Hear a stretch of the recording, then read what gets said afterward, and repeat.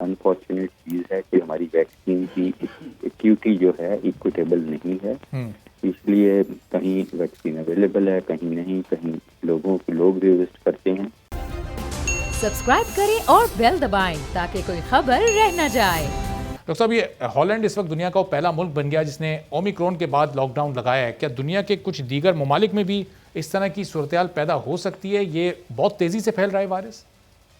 جی بالکل. دیکھیں اس میں جو نومبر کے آخر میں جو منظر عام پہ ساؤتھ افریقہ سے آیا تو اس کے بعد 103 ممالک میں یہ موجود ہے، اور ظاہر ہے کہ اس وائرس کو روکنا یا اس کی میوٹیشنز کو روکنا بہت مشکل کام ہوتا ہے، اور یہ تیزی سے ہی پھیلتا ہے، اور خاص کر جیسے جیسے اس میں میوٹیشنز آتی ہیں اس کا لگاؤ ایک سے دوسرے کو زیادہ تیز ہو جاتا ہے.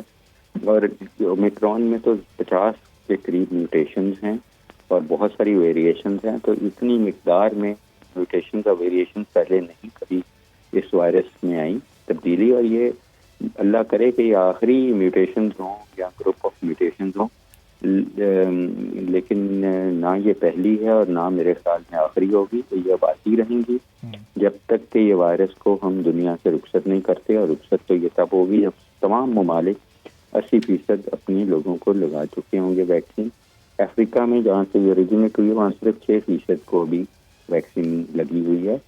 اور انفارچونیٹ چیز ہے کہ ہماری ویکسین کی ایکیوٹی جو ہے ایکویٹیبل نہیں ہے. اس لیے کہیں ویکسین اویلیبل ہے، کہیں نہیں، کہیں لوگ ریزسٹ کرتے ہیں. اور پاکستان بھی ابھی ہمیں اور زیادہ تیزی سے ویکسین لگانی چاہیے تاکہ اس وائرس کو رخصت کیا جا سکے، ورنہ اس کی بہت زیادہ میوٹیٹنگ پوزیشنز ہیں 39,000.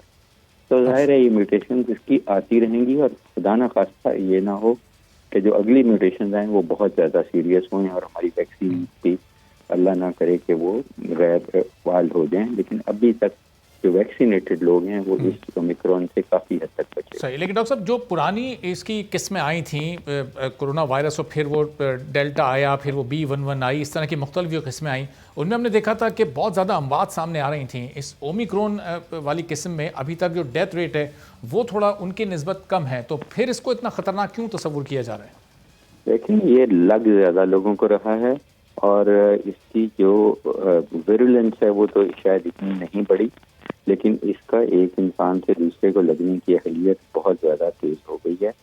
تو اس لیے شرح اموات کم ہے کہ دنیا میں جن ممالک میں یہ زیادہ پھیلا ہے ابھی تک، ان ممالک میں افریقہ کے علاوہ باقی جو مغربی ممالک ہیں وہاں ویکسین کا آلموسٹ 80-90% کو لگ چکی ہے. اور ویکسینیٹڈ لوگ بیمار ضرور ہوتے ہیں لیکن سیریس بیماری سے پھر بھی وہ بچے رہتے ہیں، اس لیے شرح اموات ان کی کم رہے گی.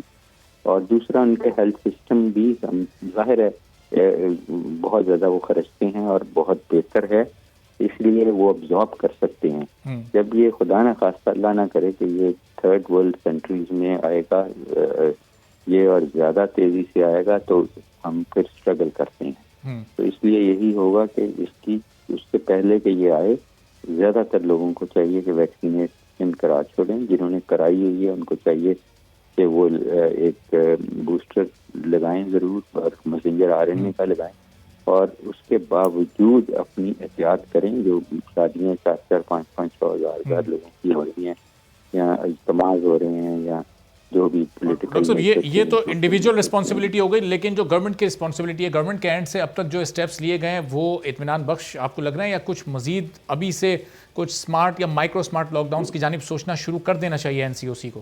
دیکھیں میرا خیال ہے کہ اس وقت جو گورنمنٹ نے فلائٹس وغیرہ روکی تھیں وہاں پہ ہمیں سرویلنس بڑھانی چاہیے.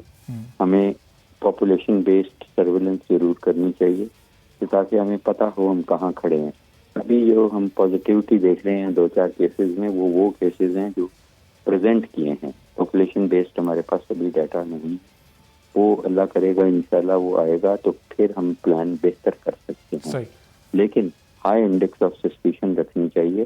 دیکھیں لاک ڈاؤن اگر نہیں بھی لگانا تو ایٹ لیسٹ شادیوں پہ آؤٹ ڈور کر دیں، اور شادیوں پہ ایک لمیٹیشن کر دیں کہ اس سے زیادہ نہیں، یعنی کہ اب 200-250 اور یہ ہمارے مذہب میں تو شادی ایک بہت مذہبی اور سادگی سے کرنے والی چیز ہے، کوئی شوشہ کرنے کی ضرورت نہیں ہے۔ اور ڈاکٹر صاحب ظاہر شادیوں کے علاوہ بھی بہت ساری انڈور ایکٹیویٹیز ہوتی ہیں، شاپنگ مالز ہیں، سینما ہالز ہیں، کچھ مزارات بھی ایسے ہوتے ہیں۔ کیپیسٹی دیکھیں پہلے کیا ہوا تھا نا تو کافی بہتر تھا، تو اس میں بھی کیپیسٹی دیکھ لیں، اس کیپیسٹی کے بعد نہ جانے دیں، جتنے نکلتے ہیں اتنے لوگ جائیں، تو ڈپینڈ کرتے ہیں، اور ویل وینٹیلیٹڈ جگہ رکھیں کیونکہ ونٹرز میں ویسے ہی زیادہ ولنریبلٹی ہو جاتی ہے۔ صحیح۔ اور ڈاکٹر صاحب اس کی اومیکرون کے لیے کوئی اسپیسیفک ویکسین پر کام ہو رہا ہے؟ کیونکہ ظاہر ہے جن لوگوں نے یہ پرانی ویکسینز لگوائی ہوئی ہیں ساری، ان میں تو کسی حد تک یہ پھیل رہا ہے آہستہ آہستہ، چاہے اس کی شدت زیادہ نہیں ہے، تو اس کے لیے کسی اسپیسیفک ویکسین کو لانے کی بھی ضرورت ہے؟ دیکھیں ہے بالکل، تمام ویکسین مینوفیکچرر، تمام سائنسدان نئی ویکسین پہ کام کر رہے ہیں جن کو ہم 3rd جنریشن ویکسینز کہتے ہیں، لیکن میرا خیال ہے کہ ابھی تک کوئی ایویڈنس نہیں ہے کہ لوگوں کو ضرورت ہے۔ ابھی تک جو ان کو ویکسین لگ چکی ہیں وہ کارآمد ہیں۔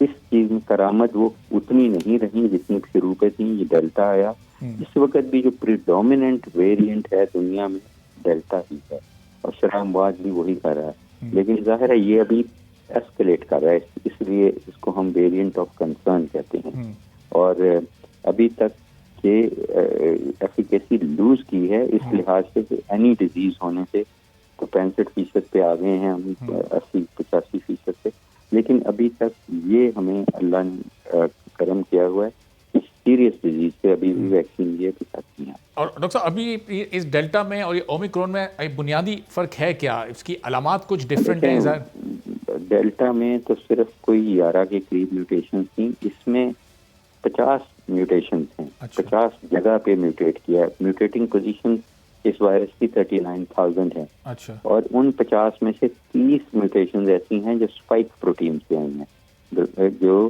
گلائکوپروٹین ایس جس کو کہتے ہیں، جو کانٹے ہیں، اور ان کی اہمیت یہ ہے کہ ان کانٹوں کے ذریعے اس وائرس نے جب سانس سے داخل ہونا ہے تو لنگز میں اٹیچ ہونا ہے اور اندر جانا ہے، تو ظاہر ہے ایک انسان سے دوسرے لگنے کی اہلیت انہی کانٹوں کی وجہ سے ہے، اور ویکسینز بھی انہیں ہی ٹارگٹ کرتی ہیں۔